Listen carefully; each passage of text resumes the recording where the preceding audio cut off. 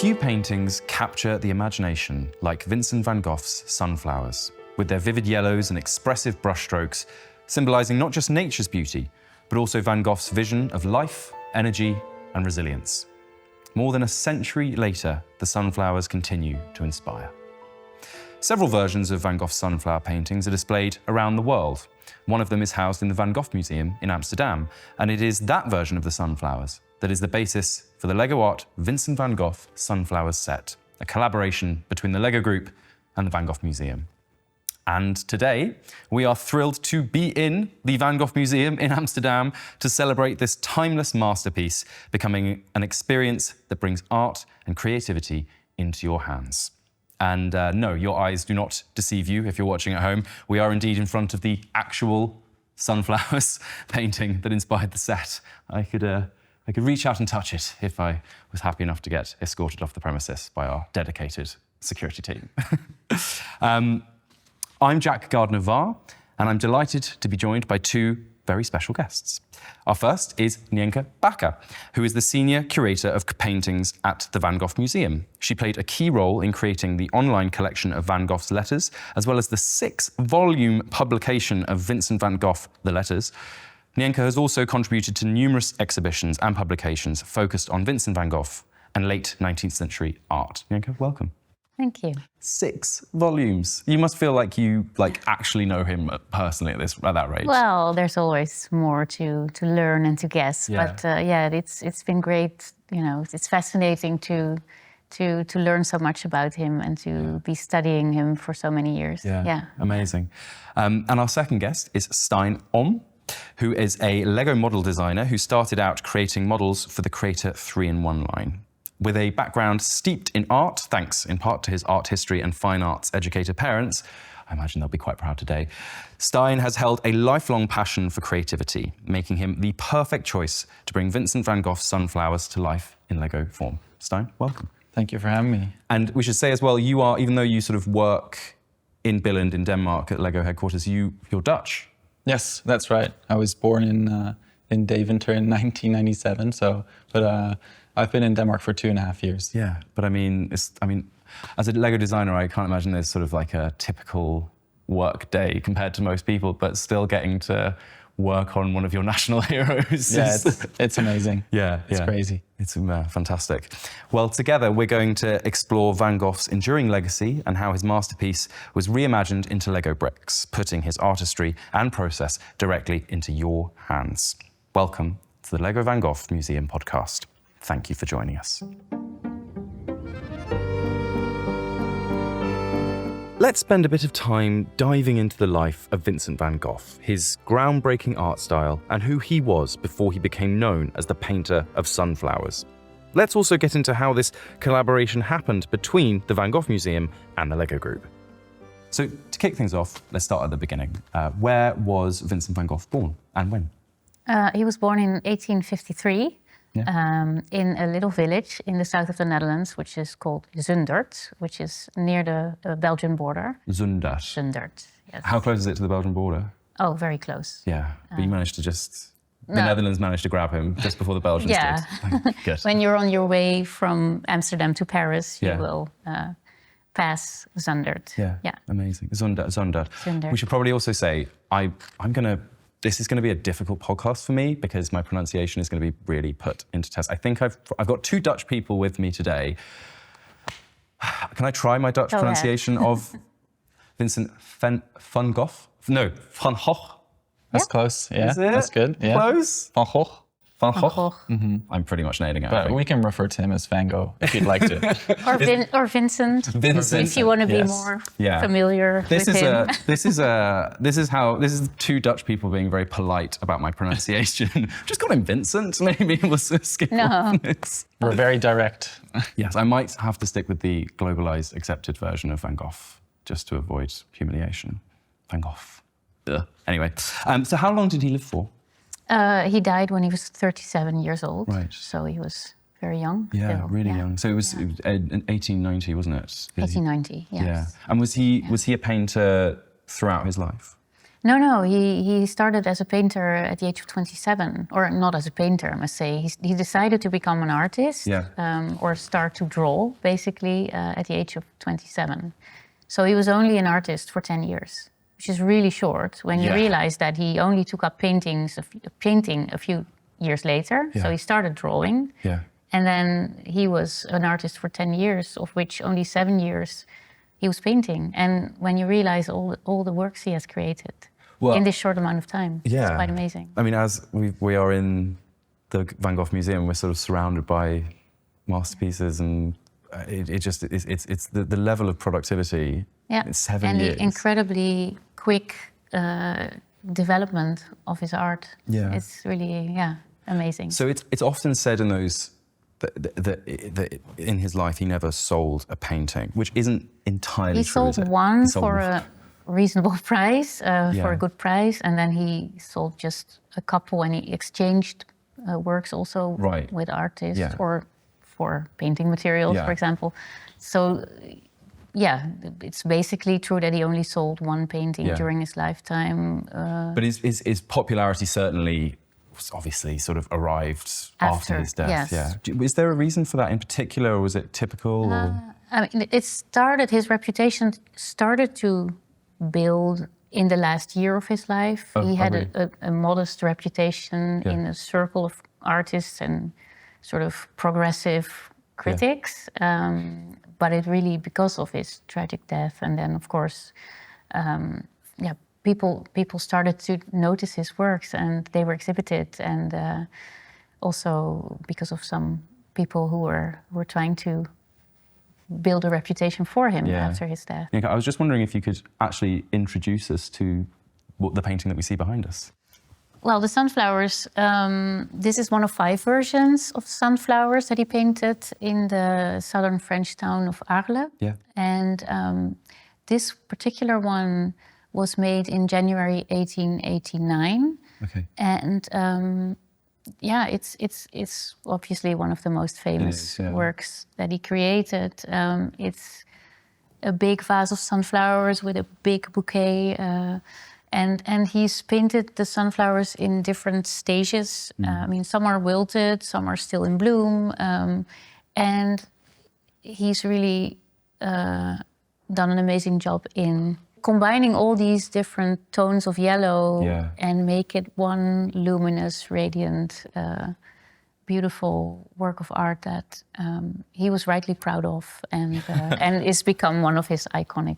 I would probably be iconic pieces. I'd probably be quite proud of it if I painted that as well. Well, Van Gogh was not proud often, so. Okay, so it's more. Yeah, well, I'm proud of anything, so I'm proud if I sort of dress myself properly in the morning. So, but it's been such an honour to be able to sit so close to it and spend time. Amazing.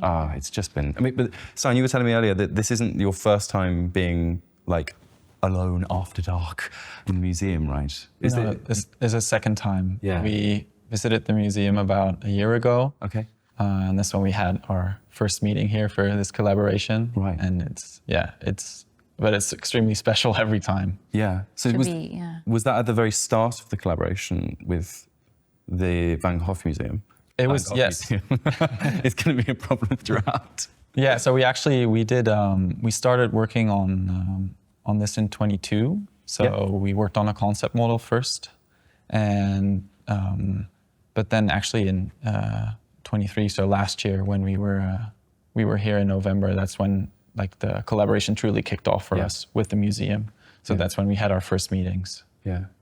No, I was part of, like you said, part of Creator 3-in-1 before. Yeah. And then I was asked to join the team. Yeah. And I was there with my creative lead, Fiorella, and another talented designer, Milan, who also helped in developing the product. And I remember just sitting there, and it was like my first day switching teams. And then Fi just said, also, we just really want you to work on the sunflowers. And I was amazed. You'll be like, okay. I think I'd like that. I think I'll get to work, and I mean, that's incredible. So can you tell us a bit more about the design sort of collaboration between the Van Gogh Museum and the LEGO Group? Yeah, I mean, it's been an amazing journey, and it's been like an amazing collaboration. Just from the start, actually before we knew about the collaboration, or actually we knew about it, but we weren't sent any materials to work with. I found so many like useful stories and images on the website of the Van Gogh Museum, and there's so much to find there already. This is in like the research phase, like before yes, you... exactly. Yeah, and there's like an X-ray which kind of, you know, shows everything behind the layers of paint. There's a lot of stories also about the painting itself, and that was really like truly wonderful to receive. And then yeah, when our collaboration started, we also received like one-to-one color references so that we can compare those to our LEGO color palette. Yeah. And then at one point we we received this really large briefcase that had orange tape around it that said breekbaar, which means fragile in Dutch. Do you think they might have maybe sent it over to... Yeah, we were like, oh, maybe it's the painting. Maybe it's the know. painting. Like maybe they just sort of like loosey-goosey with it. Yeah. But then we were in the office and we opened it up, and then the painting was actually there. And it wasn't the original one, sadly. But also I think that was good for us not to... One-to-one? It was a one-to-one replica. Were you involved in this? No. I would never have allowed this to happen. But yeah, that was amazing. Yeah. So was it? Sorry, was it like a painting, or was it? Was it a picture on? I wanted to know about the texture. Yeah, maybe It's like a 3D replica. Yeah. So it's it looks like the real thing, but of course. And you can see that it's not so the real. You can see like the oil, the layering oil. It's like a 3D print. Yeah, but it has that texture. But it has the wow. How do you say that? The extrusions and the Great word. And the back of the painting as well, and the frame, and so it's a really good reference model for us to use, right? It sounds like it would be a pretty decent reference model. I really like, by the way, that it doesn't have the elaborate frame, but it has a simple white frame, which is what he chose too. I mean, his brother Theo chose a white frame, a very thin lats, in fact, around the painting. Yes. So it's really nice to see it framed in white in a way, and then with a little border. Was that something you were aware of? Yeah, it was a particular choice for us to use this frame. And that was also mainly because we wanted to make this LEGO product very contemporary and to fit in anyone's home. Yeah. Also, we were looking into like the history of, you know, what kind of frames were used. And we found this picture from, I think, 73, when the museum was just about to open. And it has the engineer like sitting with the painting of the yellow house. Yeah. And then there's a picture of the sunflowers like behind him. And it has like a really thin wooden frame. Yeah. And and that's also what we used for reference. So yeah, that's why it's great choice. Thank you. So you were mentioning about the sort of the X-ray images that you had on you found on the website. Did that help deal with did that help you in the challenge of sort of replicating the textures of the painting in LEGO form? Yeah. So it really shows the different layers of paint and the texture. So also that's kind of what helped us to kind of determine what type of layering we wanted and what type of extrusion. But also it kind of shows this little Easter egg, which if you're familiar with the painting, there's a really thin strip on the bottom of the painting that you can't see if you actually look at the painting. You have to turn it around. It's at the top. Yeah, it's at the top, just above the top sunflower. And in the building experience, we've also added that. So basically maybe you'd like to... Is it hidden by I don't quite understand. Is it hidden by a frame? No, I mean, you can actually see it if you know where to look for it. Like a secret entrance. It's going just over the top flower. There's a kind of... like a ridge? Ridge with a little different kind of texture. Yeah. So what Van Gogh did was that he added a strip of wood to his canvas because he felt he needed a little bit more space at the top. So he added this strip and then he painted over it with the same paint as in the rest of the painting. But it's an addition by the artist, which you don't see when you don't... You can see a kind of line there. Yeah. I can see it now. You know, you pointed it out. Well, now that you know it, you Now that see I it know. very clearly from the back of the And you don't see it in the Lego model as well from up front. No. There's no clear indication. But then throughout the building experience, it's really You come awesome. across it. Yeah, because it's part of building the canvas. So it kind of, you add it later on top and you kind of snap it onto the rest of the frame, which I think is a really cool detail. Yeah. Oh, it sounds like you had so So much fun with it. you while building the model, you literally go from canvas to paint layer, or how? Yeah, we really try to kind of give that experience of painting a painting, making a painting, but also then, you know, where do you start? So we have the canvas that you kind of build up, and then you start with like the back layers of the pale yellow that kind of is in the background, and then the like other shade of yellow that, you know, makes the table, and then you continue on to creating the vase and the 2 layers of shades before adding all the rest of the flowers. So to mimic how... To mimic to kind of how he would have painted That's this amazing. originally, yeah. On the colours, did you have to create new colours for to match the painting? No, actually we used the existing Lego color palette, so all of the colors that we've used are existing Lego colors. That's lucky. Yeah. It's lucky. There's quite a few elements that are like recolors, as we call them. So they're existing elements, but we've created them in a new color for this painting. So, for instance, there's like little roller skates that are gold at the top. Roller skates. Yeah, and there's cow horns that are in green and yellow. So we have these little like touches, these little Easter eggs. Yeah, and it's very vivid. Is it meant to be an interpretation of how the painting originally looked, or is it more trying to match how it currently looks after it's sort of like deterioration of color? Yeah, well, because the Lego color palette is in itself like quite bright. Yeah. I mean, of course, had to use bright colors because that is our system. Yeah. But what was really nice is that when we did more research into the painting itself, is that when Van Gogh had originally painted it, it would have been way more bright and way more vivid. Yeah. And also because maybe you can tell something more about that, Nienke, about the light affecting the original painting. Well, there has been changes in the colors because of time and light, obviously. So the blue Here. line and the blue in the would actually have been more violet, Okay. with a more reddish tinge. And is it that particular paint? It's the red that fades Yeah. in the mixture. Yeah. So that would have been a bit more, well, not purple, but more violet instead of light blue. Yeah, because I can see this matches quite similarly to the blue that's as it currently looks. Yeah. But that's also a decision that we made, right? Because even though the original painting maybe had those violet hues instead of the blue, we did want it to be a recognizable. Exactly. You would you'd sort of be like they've picked the wrong color. Up to the amount of research. Like, that does not look accurate.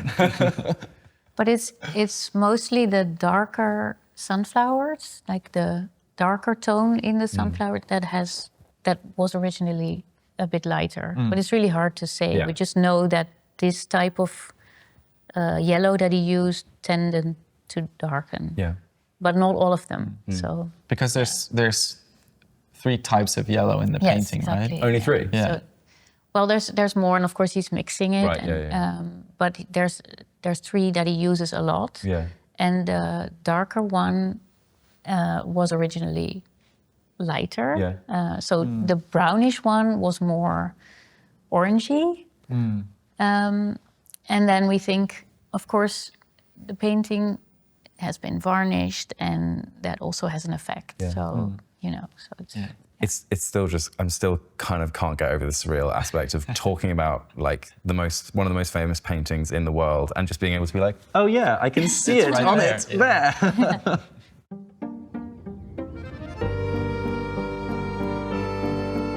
Before the creation of his iconic sunflower paintings, Van Gogh decided to move to Arles. This was a key move that would start the journey of the creation of the sunflowers. And another place name that I'm going to have to struggle with, Arles. Oh. Arles. Arles. Arles. Is it Arles. Arles? Arles. Okay. But in English you would say Arles, probably. Yeah, but in English you'd say it incorrectly, Arles. so I need to be. You need to be. Yeah. But what was it that what was it that attracted Van Gogh to Arles? Well, Van Gogh had lived in Paris for 2 years, and he was really tired of the big city, the hustle and bustle. And I know the feeling. He was, I think we all do. But so he wanted to move to another place, to a warmer climate, but also to find brighter colors, brighter light. He was saying later that he wanted to see the effect of the strong sun that it had on the landscape and on the colors. Yeah. So he was really hoping to find another kind of landscape, another kind of light there, and to be able to paint there, and also to be able to live there in a more quiet environment. Yeah. And so he was really happy when he was arriving in Arles, and he found precisely that. He really loved the place. It was a little town, and tiny, surrounded by fields, and when he arrived there was still snow, but then spring arrived, and he was painting the fruit trees in blossom, and then later on in summer he was painting the wheat fields, like all I saw you. I saw you looking back, right where we there, have two really nice pieces there of the wheat fields in Arles. So it's so everything was there really to start a new phase in his artistic.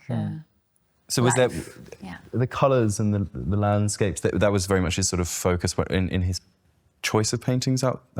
Well, he wanted to. He had already started to bring much more light and colors in his painting. And when he arrived in Arles, he had really found his own style, and he just painted everything he saw around him, the landscapes, and he wanted to do a lot of portraits too. Only it wasn't that easy to find models all the time. So is that why he did so many self-portraits? Right? But that was in Paris. He didn't do so many in the He was sick of the sight of himself by that. You would just need a mirror, that's it. But also doing still lifes is cheap, of course, because you can get flowers, you put them in a vase, and then and it was a really good way of experimenting with colors. Yeah. And what he was looking for was really intense color, and he was really experimenting with that. So he was literally intensifying the colors on his palette and making the strongest color combinations. And this is also what he was striving for in the sunflower painting. Well, this is when he was starting to get interested in them as a subject. Yeah. Well, he already had done a couple of flower still lifes in Arles and many landscapes. And he was also preparing his house.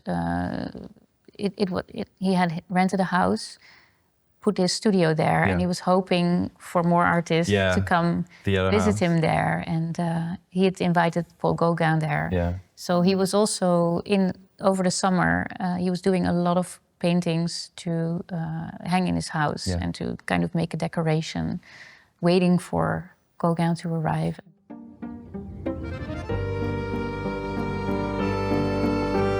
During Van Gogh's time in Arles, he was painting other flowers as well. But there was something about the sunflowers that started drawing him in.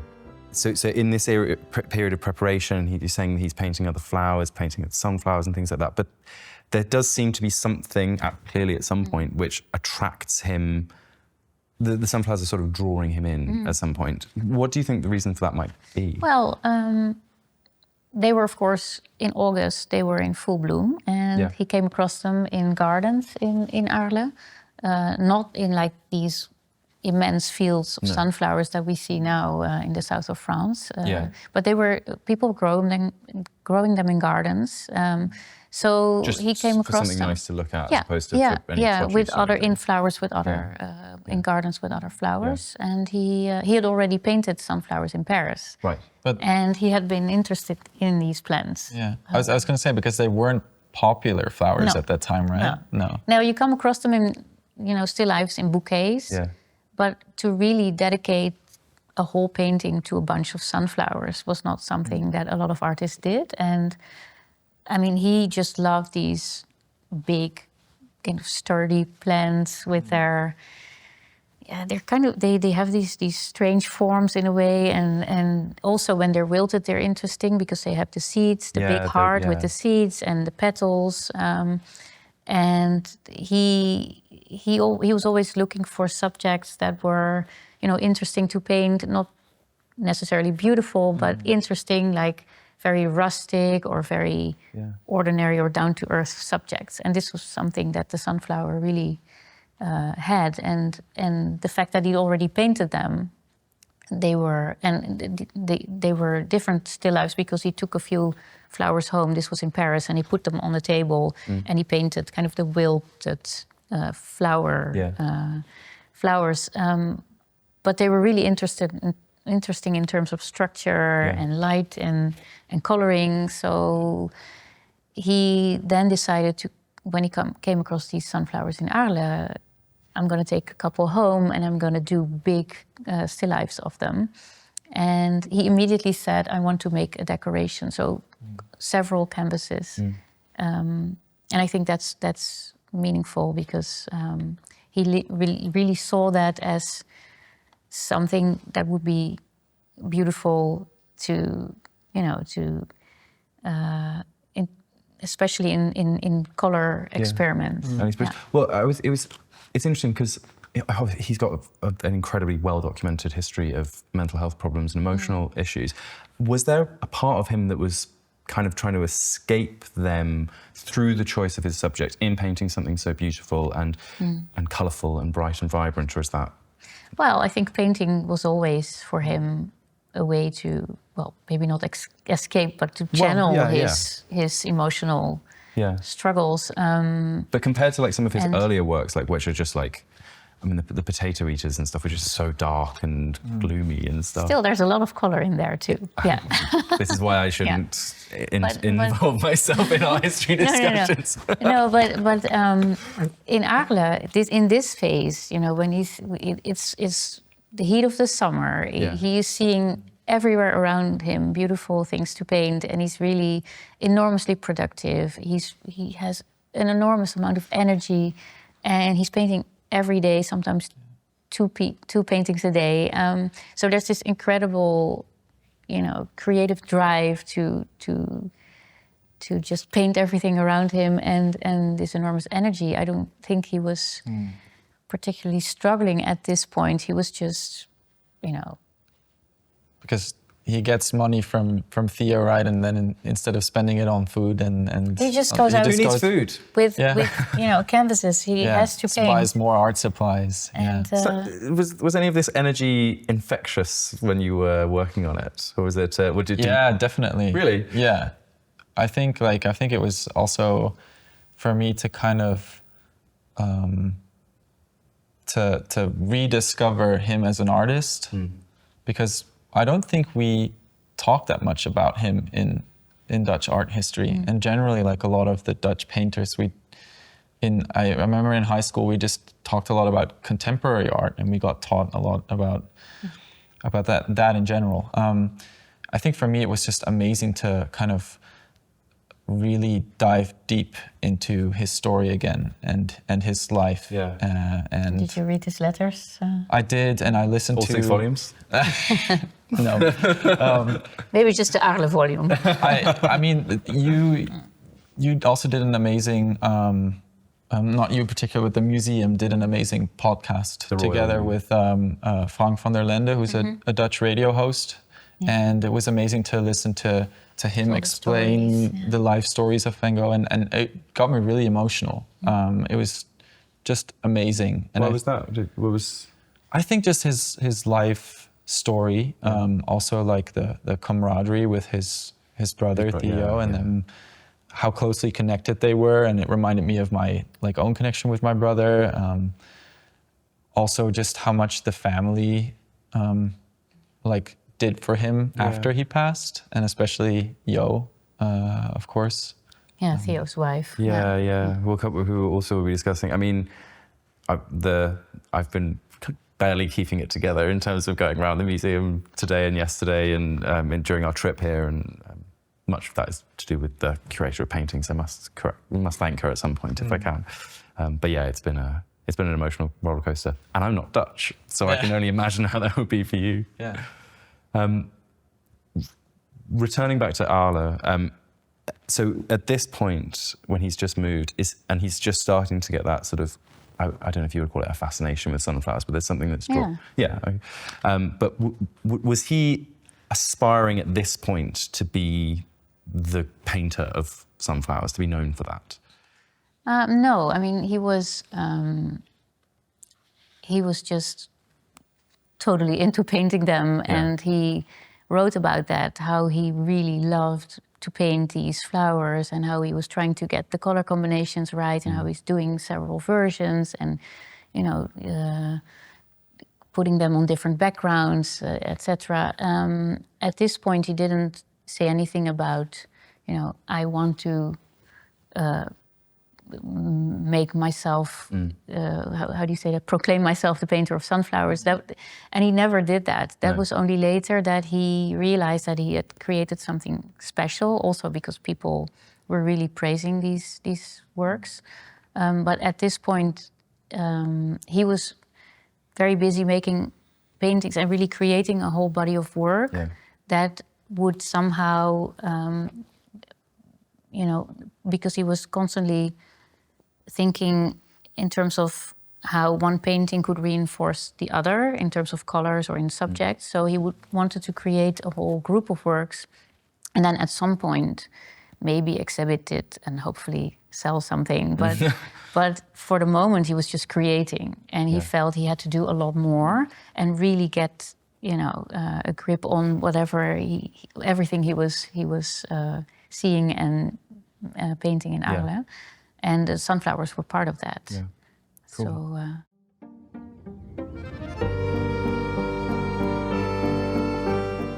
An important part of Van Gogh in Arles was him setting up the Yellow House. Today, most of us know it for his vibrant depiction of it in his 1888 painting, The Yellow House.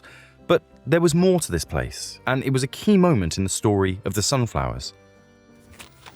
So, what was the Yellow House? The Yellow House was this little house that he rented to make his studio. And at some point he also moved there and lived there. And immediately when he rented it, he decided he wanted to make it an artist's house and to invite artists to come and live with him there, paint with him there, and to create a kind of community of artists, of you know, kind of like-minded spirits that could work together, live together, share expenses, but also help each other. You got to make sure that the order of that is right in the letter. Well, there was of course artistic Theo. collaboration, and also, you know, help Theo out. would be the sort of the funding the whole plan, because he was already sending money for Vincent's upkeep, but then he invited Paul Gauguin to join him in Arles. And Gauguin was, at this point, he was a more experienced, older artist. He was really someone that Vincent looked up to. And he thought he could be like the head of the studio, and then more would come, and we could have a community, like a fraternity of artists. It was all very, beautiful and idealistic. Really we should unite, you know, be united, and unity makes strength, and we should support each other and create, work towards the creation of a new art, new modern art. So was that the main purpose of it? Was he trying to also get, like, tips from other artists that came here? Was he trying to improve his own work? He was always looking for exchange, exchanging ideas with other artists. Even if he was mostly working on his own, he was always he was writing letters with artist friends in Paris, and he was always looking out for conversation, for discussion, and he was hoping to create this place where they could really learn from each other. But at the same time, he also, so he was waiting for Gauguin to arrive.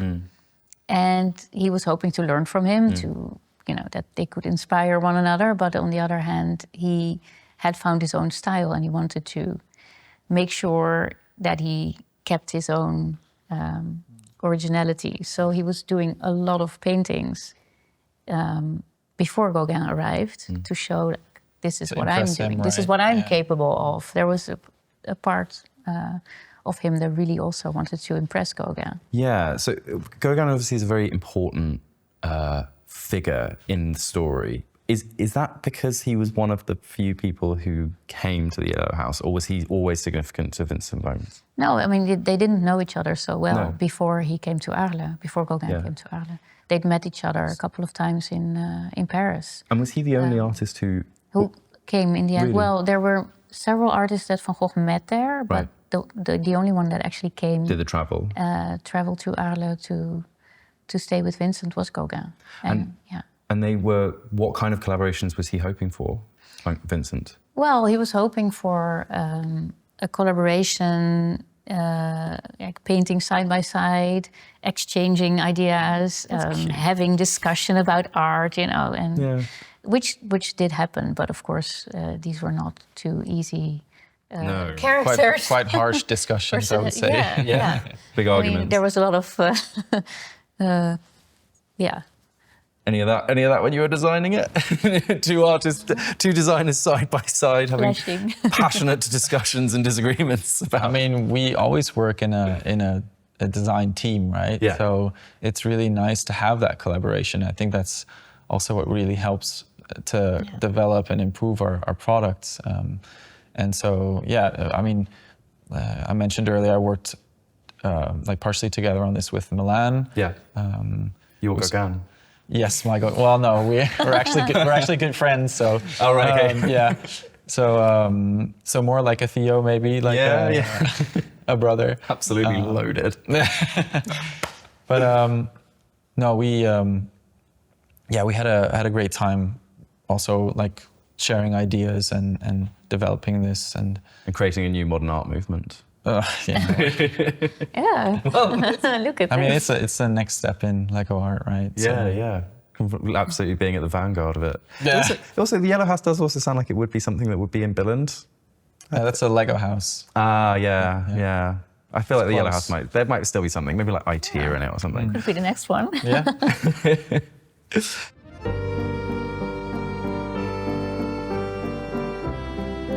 As Van Gogh prepared to welcome Paul Gauguin to the Yellow House, there was a point at which Van Gogh became fully immersed in painting sunflowers. It seemed to mark a shift in his artistic ambition and drive. So, you mentioned about him wanting, you both mentioned about, I think, him wanting to impress impress Gauguin. What was the relationship there at the very start? So Gauguin was older, more experienced, and was it kind of like little brother vibes? Well, he was an artist that had already, he had exhibited. He knew some of the Impressionists, so he had been around for longer than Vincent, and he had traveled. He was a very self-confident man, and Gauguin and Vincent. I don't think it was older brother, younger brother, because they were not as close. They were friends, but there was some kind of distance. It's different with Émile Bernard, for instance, who was 15 years, who was also an artist, who was still in Paris at the time, and then Brittany. And they were exchanging letters. They were writing to each other, Vincent and Bernard. And Bernard was also knew Gauguin well, so there was this kind of artistic discussion going on in letters. But Bernard was 15 years younger, and Van Gogh is more the advisor to him. Whereas Gauguin was, towards Gauguin, he's more... There's can't a really bit more advise him in the same way. Distance, and there's more reverence or more, So it was different. And then, of course, the whole period before Gauguin arrives, they're writing letters. And Vincent is asking, when are you coming to Arles, blah, blah, blah. And I've painted this and that. And so it was not there was a part of him who wanted to, and maybe impress is not the right word, but show what he had made, you know, in the months prior to his arrival. And did he try and paint? Did he try and paint in these efforts to not impress, but in the efforts to sort of be like, look what I've just made for your arrival? Did he change his style in any way? No, not really. He had already found his He knew, style, and he was, of course, in Arles. This whole group of works that he was creating in such a short time, they are, you know, they're not just sunflowers, but also landscapes, portraits, views of the park in front of his house. They're very confident works. You can really see that he's totally in his, you know, at the peak of his power, so to speak. Right. And in these works, and he put some of them in Gauguin's room, which means that he was really satisfied with them.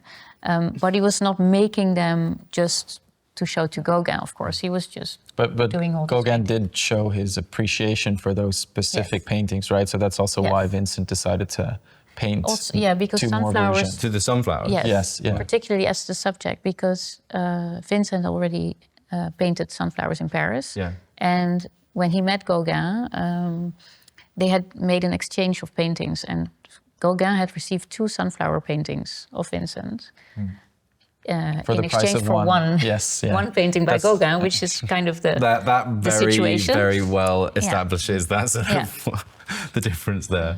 Yes, so he knew that Gauguin liked sunflowers, like this subject of his. And I don't think it was the reason why he started to paint sunflowers, but it was something that he was aware of. And when he mentioned to Émile Bernard in a letter, I'm going to do a decoration for my house of sunflowers, like 6 canvases of sunflowers, he knew that Bernard, who was at the time with Gauguin in Brittany, you know, would tell him about it. And and so was that how Van Gogh would have seen the sunflowers, as just being beautiful examples of decoration, or was there another meaning? I think at that point he was really interested in the forms, like the decorative forms and the colors, and their the way he could combine those. He sort of thought of creating several canvases with sunflowers against different backgrounds. So he painted against light green, against light blue, dark blue, and then yellow on yellow. So to create a kind of color harmony in several paintings, which would then reinforce each other. And he was talking about this would be like a symphony in yellow and blue. So he was really, I don't think there was so much already thought of symbolism of sunflowers. At least he's not talking about that in his letters. But it's something that adds on meaning later on. Yeah.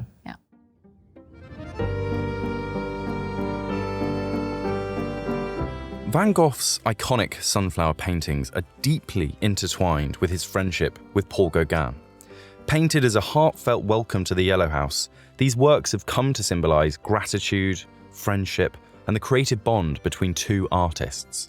And as you mentioned, Van Gogh painted 2 sunflowers specifically for Gauguin's room in the Yellow House. How did Gauguin respond to seeing these paintings? Well, he didn't paint sunflowers specifically to put in Gauguin's room.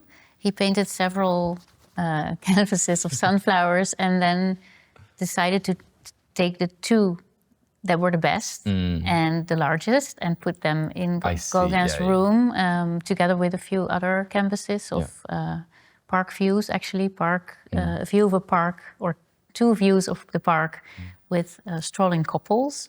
Did he sign these? Because I know that he didn't sign all of his paintings. He didn't sign, well, he signed some of them. Yeah. He didn't sign all of his paintings. Because he only signed, I learned yesterday on our tour that he signed something like 20% of his paintings or something. Oh, I wouldn't be able to give a percentage, but he didn't sign all his paintings. No, I'd like the idea. I like the idea the sunflowers on the vase, but there were others where you would have expected him to sign where he didn't. But I like the idea that he signed all the ones that went into Gauguin's room. I'm getting a really nice image of it, just like, oh, do you like this one? Well, he did put them there to obviously. He wanted to put paintings there that Gauguin would like. He was hoping he would like and approve of. And that meant a lot to him.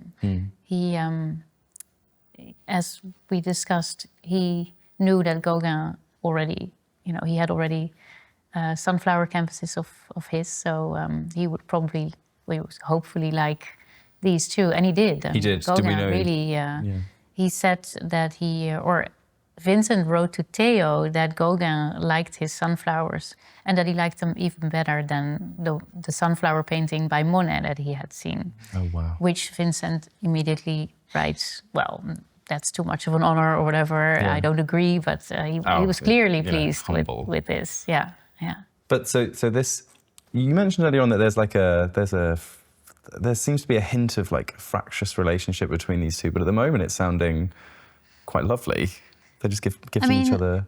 They did get along well in the beginning, and I think at some point tensions started to rise, and it was just putting two people who are both not easy characters, difficult personalities, put them in a little house. It's bad weather outside. You have this tiny little studio. Put 2 easels, 2 men. 2 geniuses. A lot of heated discussions. Some alcohol probably. A lot, I think. A lot of stress. A lot probably indeed. And so things were bound to go wrong, I think. And at some point, after a big argument with Gauguin, Van Gogh had a breakdown, a mental breakdown, and he cut off his ear and was admitted to a hospital. That was the moment, Whoa. And then Gauguin left Arles, and he got arrested at first, right? Because they thought he did it. Not really. I mean, the police were in front of the house, and they were asking him in front of Gauguin's house. In front of the yellow house where they both lived. Of course. And they were asking him, "Do you know what happened here?" But Gauguin hadn't slept at home, but he was never arrested. He kind of, Okay. But it was, of course, I mean, but they thought that he might have done it. No, not really. I mean, I think they just wanted to know where he was and what had happened. And then Vincent was admitted in the hospital, and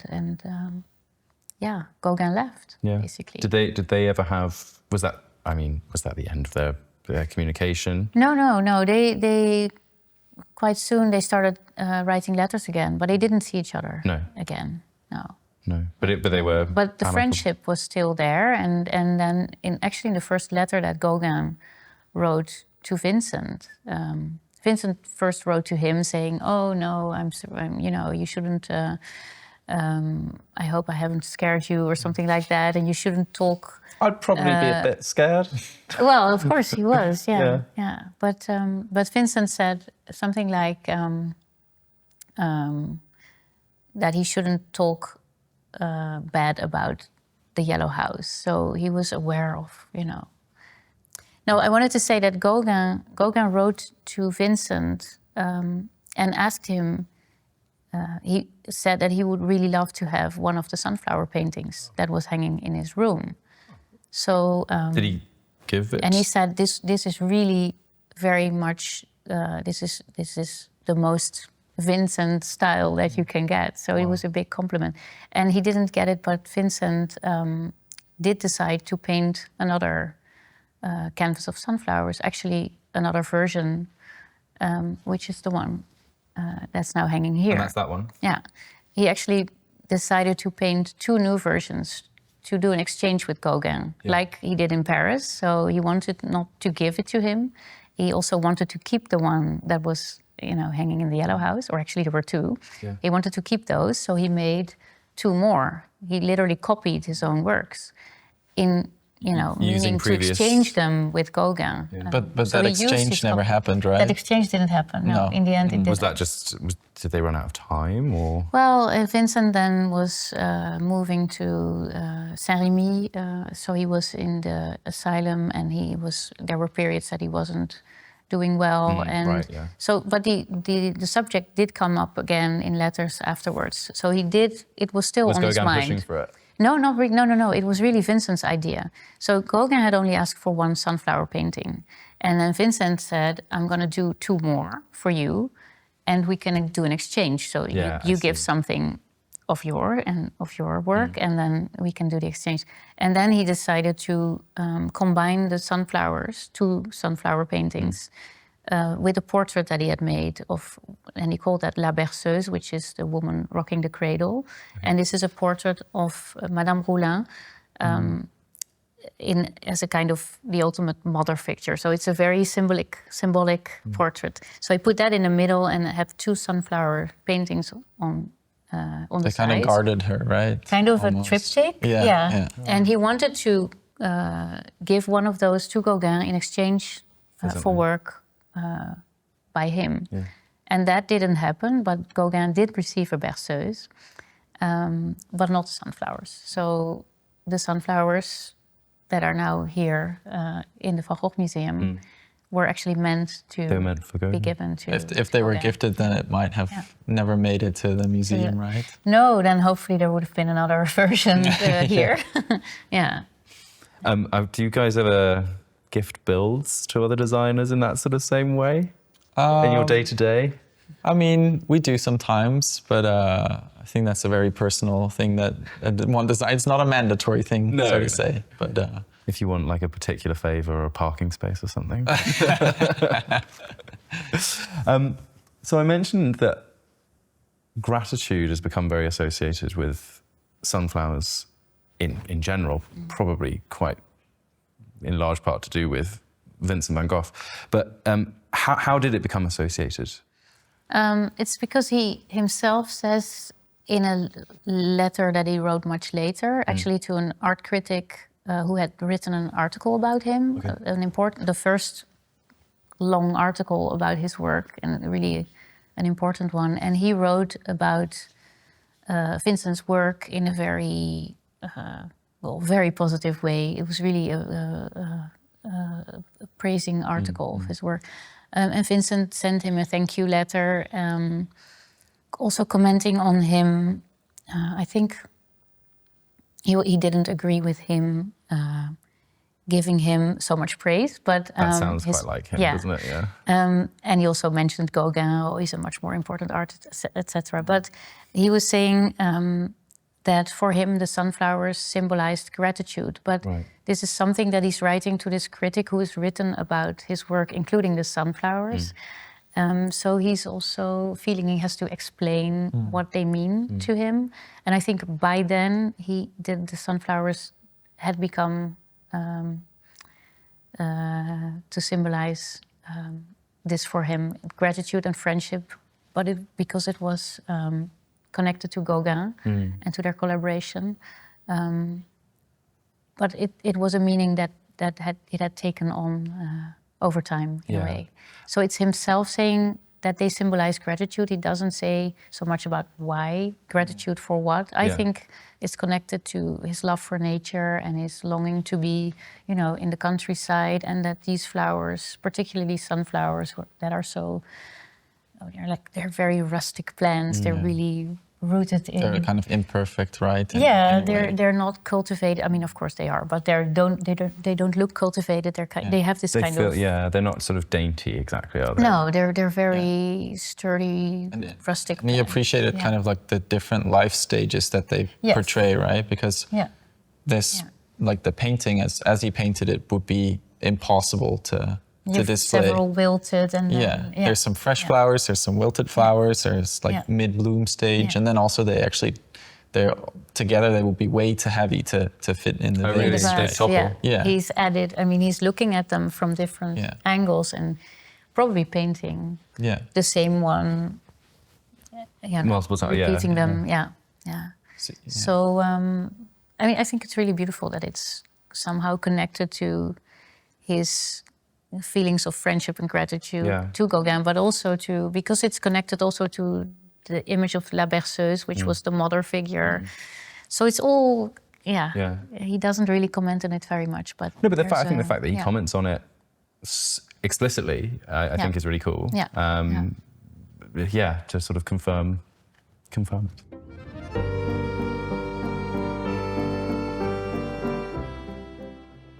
Van Gogh didn't set out to become known for painting sunflowers, and yet this distinction is one that found him. But you mentioned a bit more about, he seems to be maybe embracing that title of being the sunflower painter at this point, at the time of this letter. Had he by that point sort of embraced his title? Well, I think he did realize that he'd created really something important with these sunflower paintings. Yeah. Gauguin was the first to praise them, and then Theo, when Vincent moved to Saint-Rémy, he sent basically everything he still had in the studio in Arles. He sent it to his brother. So Theo also saw the sunflower paintings and really loved them, and also wrote to him. They're really, I mean, they're beautiful and they're very special, etc.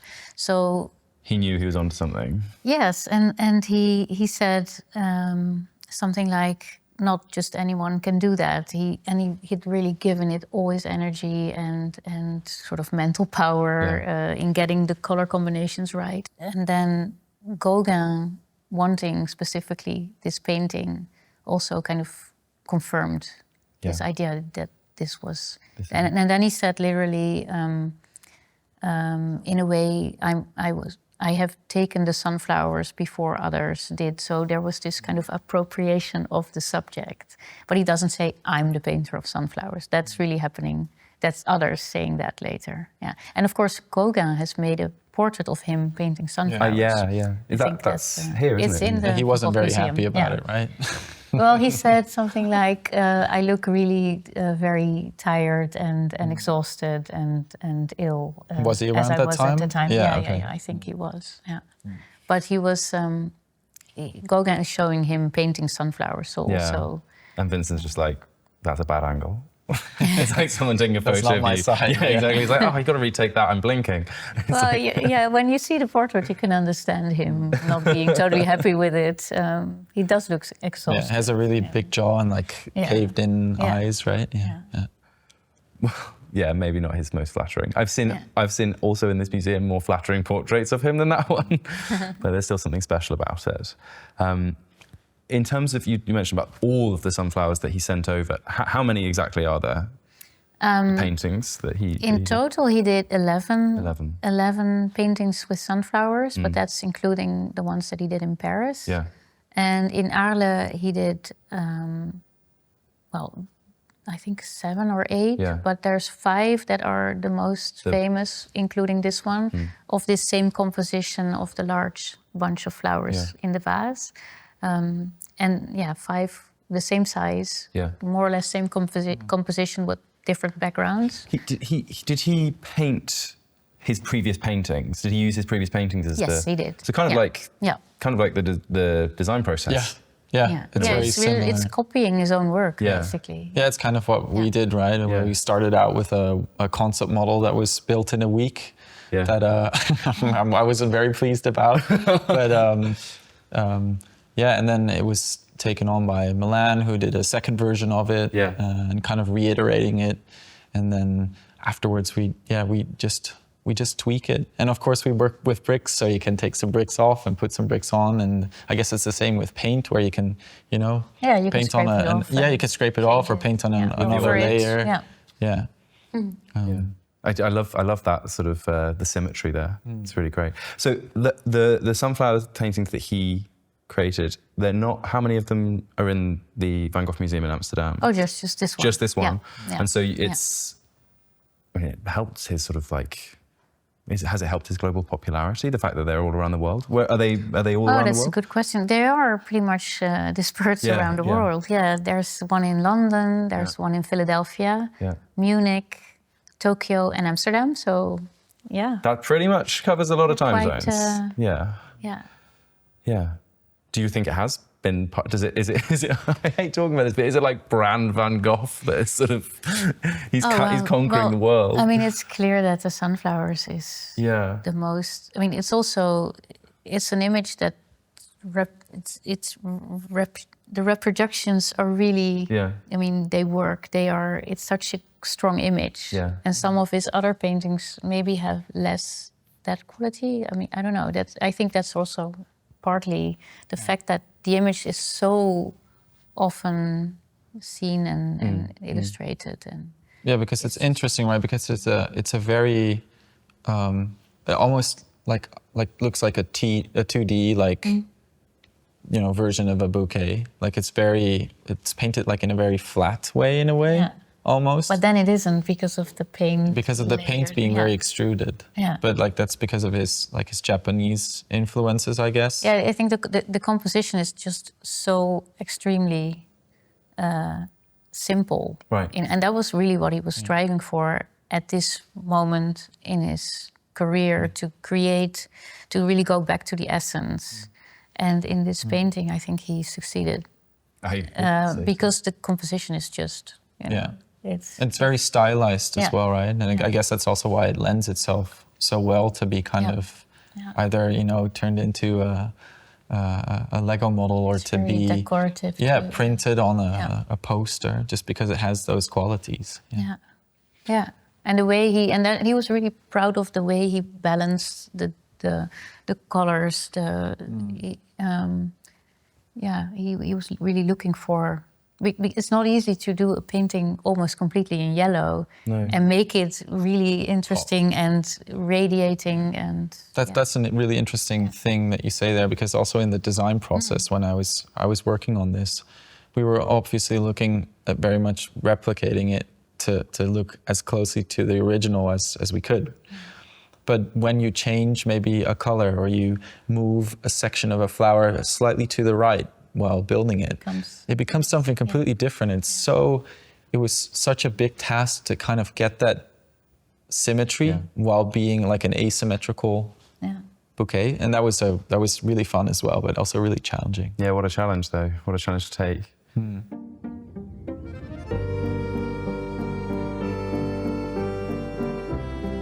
While Van Gogh did not find fame within his lifetime, after his death, his sister-in-law, Johanna van Gogh-Bonger, would play a pivotal role in securing his place among the masters of modern art. I was wondering if, going back to the sunflower paintings, were they ever in possession of the Amsterdam Museum? And I wanted to know how this one came to be in the possession of the collection. Well, when Vincent left Arles to go to Saint-Rémy, he sent all the sunflowers paintings to Theo, so they were with him in his Paris apartment. And after Vincent died, and 6 months later Theo died, it was Theo's wife, Jo, who took care of the collection, and so they were all still together, the 5 sunflower paintings. But then after a couple of years, she started to sell works from the collection. So actually, for a long time, there were 2 sunflower paintings still in the family collection, right. Which is the one in London, which was the model for this. Right. Also, the 2 yellow background paintings were still with Jo, and the painting that is now in London was actually the last painting she sold from the collection, and she decided to sell it to the National Gallery because it was such an important museum. Yeah, and they really wanted to buy it and to have this important painting by Vincent in the collection. And she said, you know, I have had it in my home for over 30 years, but I'm going to sell it to you for the sake of Vincent's glory, was what she said. So it's really meant to have him represented by such an important work in such an important museum. And this was the last one she sold of the 5. And this one stayed in the family.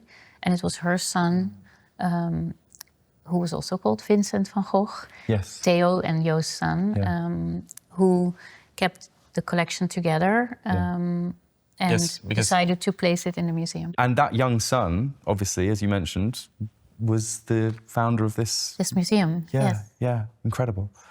Yeah, you were talking earlier about, you know, what made Vincent's work so well known, why did he become such a famous artist, and that's like also very much because of her effort. Yeah, she seems like she's been an often, like, as someone who's a relative art novice, someone who's an entirely art novice, she's an overlooked figure. Like I didn't know about her until going around the museum, and I'd never heard her name. She seems to have just worked so tirelessly. Yeah. I mean, it's a great way that she put it, for the glory of Vincent. She really dedicated her life to Yeah. making his world known, and She translated the letters as she well, did. right? Yeah, she Wow. published them, the letters to Theo, and she was very. So she organized exhibitions of his work. She lent to exhibitions. She sold works, but she was very strategic about it. She wanted him to be represented in good collections throughout the world, you know, all over the world, and she did a great job. She was really, I mean, thanks to her, his reputation was steadily building, and It seems you would have needed to have someone like that working so tirelessly in order to tell the story, because, you know, as we've said, he might have sold one painting, but he didn't have fame in his lifetime at all. No. She also had the chance to like sell the entire collection to the Köhler-Müller family, right? At some point, there was talk of, And then she she didn't, and they were, you know, they actually wanted to offer, and like, well, what did they say again? It was like, they just wanted to, you know, have like an indefinite amount. They say like whatever it takes. Like a blank check. Yes. She didn't want. And she said no, because she knew that the entire collection would then go to them, and she kind of wanted to spread out the collection around the world and make it more famous. So. That's incredible. Yeah. That's incredible. Yeah, she was really. I mean, there's this beautiful biography that everyone should read about her. Plug it. Really. Who by? It's by our colleague Hans Luiten, and it's beautiful. It's a beautiful book. It's really. She was a very important person, and she really took upon her shoulders the task that Theo had, you know, wanted to. And after such adversity as well, I mean, Theo dying 6 months after Van Gogh, and to find this energy and dedication, it's almost as inspiring as anything I've seen in the. With the small child as well, right? Yeah. With a small child. It's as inspiring as anything I've seen here. And around that time, you know, being like a... Yeah, it was not easy for a woman too in that situation. Yeah. Incredible. No, she did a great job. Yeah. Well, thank you to her.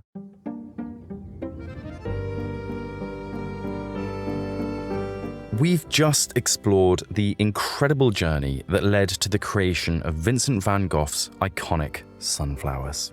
This masterpiece would eventually find its way to the Van Gogh Museum and, now, the incredible LEGO art set.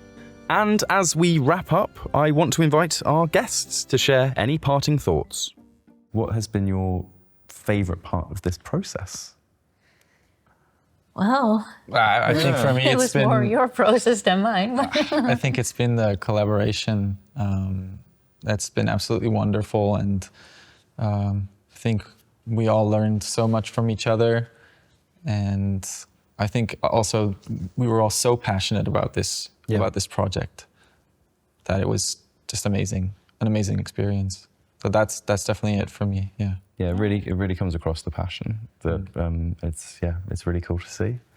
But yeah, I think it's great that, I mean, everyone I know has been playing with Lego bricks, and to see this and the way it has been, you know, developed with so much thought and I don't know, it's just quite amazing. Yeah. It's exciting to you know, spread even more of Vincent's amazing art around the world. Is that what you're hoping with this set, that how fans will sort of interact with it? Is that part of your hope for how people will Yeah, I just hope that they, you know, become the master of their masterpiece, that they're proud of, you know, of what they are building and what they've done, and that they find a nice place in their home to, you know, use for decoration. Yeah, I'm sure they will. I was wondering if there are any sort of specific building techniques that you've had to become accustomed with, that you're looking forward to fans trying out for themselves. I mean, I guess you'll just have to find out. Oh yeah, keeping cards close to the chest. But if I can tease any information out of you, are there any hidden details or Easter eggs within this set, other than we've spoken about the bridge? Yeah, I mean, of course we have his signature on the bottom left of the vase. No hidden flowers, no hidden nothing. Yes, of course. Yeah. Now that you mention it, we have which is something that we discovered also ourselves, like throughout the process. That there's, 15 very visible sunflowers, and then there's one very hidden one, like the 16th sunflower. 16th sunflower. It's a good name for a band. Can you point it out or no? Do you know where it is? No, I don't know. Actually, what am I even doing trying to get involved in this thing? This is definitely a question for you. It depends on, this... True, that's right. It's a very small sunflower that's exactly. Is it? That one, yeah. Art historian, Jacques Navarre. We got it here. But you know what's funny? Once one of the guides in the museum told me that a child in one of the children's tours had said, "Oh, I can see the flamingo." And the flower on the right of the painting. So now I cannot not see the flamingo. Oh, I see. And I see it in your Lego, here. This little with the little bee. Yeah. I feel like there's at least a book that can come out of that in terms of Van Gogh's relationship with flamingos and their symbolism. That's so funny. Yeah. That's brilliant. Well, once you've seen it, you cannot. We can never go back. Well, thank you, Nienke. That's really nice. Sorry. So thank you for joining us with this discussion of the flamingos. The sunflowers. But yeah, we've reached the end of our journey. We hope this exploration of Van Gogh's life, his sunflowers, and the LEGO Art Sunflowers has given you a fresh perspective, allowing you to see this timeless piece not just as a celebrated artwork, but as a source of inspiration that transcends time and medium. A huge thank you to Stijn from the LEGO Group and Nienke from the Van Gogh Museum for your incredibly valuable insights and for sharing how this incredible project came to life. Thank you both. Thank you. Thank you. And thank you for listening.